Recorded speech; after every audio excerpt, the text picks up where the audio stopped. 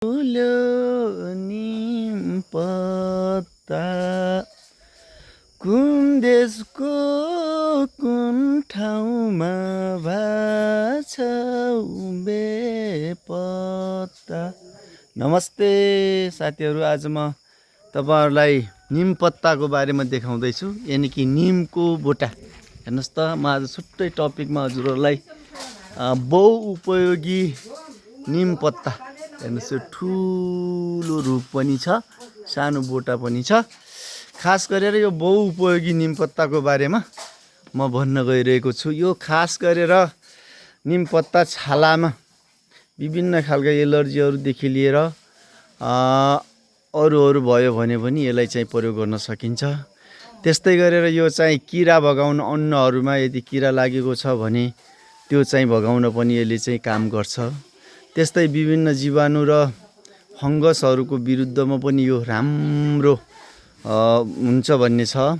त्यस्तै गरेर यसको डाँठबाट हामीले चाहिँ अब यदि ब्रस छैन, अर्को छैन भने पनि आपतकालीन चाहिँ उ गर्दाखेरि चाहिँ यसको ब्रस, यसको डाँठले चाहिँ दाँतमा चाहिँ दाँतलाई ब्रसको रूपमा प्रयोग पनि गर्न सकिन्छ। त्यस्तै गरेर यसको अझ मेजर गुण भनेको, यदि हामीलाई कहिलेकाहीँ रुगा लागेको छ, ज्वरो आइरहेको छ भने हामी यसलाई चाहिँ हल्का पानीमा चाहिने बोइल गरेर यसलाई चाहिँ यसको रस निकालेर चाहिँ हामीले यसलाई सेवन गर्यौँ भने थोरै मात्रामा, है, फेरि धेरै होइन, यो धेरै गर्दाखेरि यो निकै तितो हुने गर्छ। यो यति 5-7 वटा यसको चाहिँ यो यसका गुणहरू 8-10 वटा छन्। त्यसैले यसलाई उपयोगी बिरुवाको रूपमा लिने गरिन्छ र यसैबाट गीत पनि बनेको छ।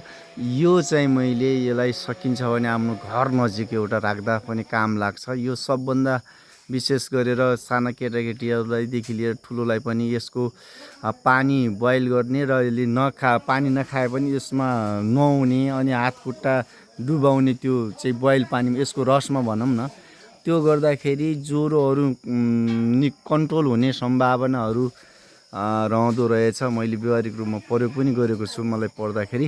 त्यसैले यो बहुउपयोगी बिरुवा निम पत्ताको बारेमा मैले हजुरहरूलाई फेसबुक मार्फतै भए पनि सेयर गरेँ। मन पर्यो भने एउटा लाइक दिनु होला है। धन्यवाद।